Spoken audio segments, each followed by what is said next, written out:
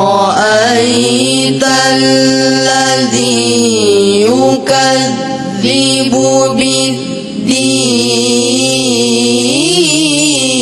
بالدين فذلك الذي يدع اليتيم ولا يحض على طعام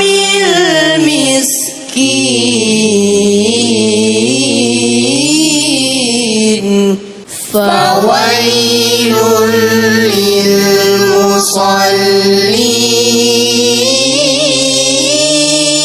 للمصلين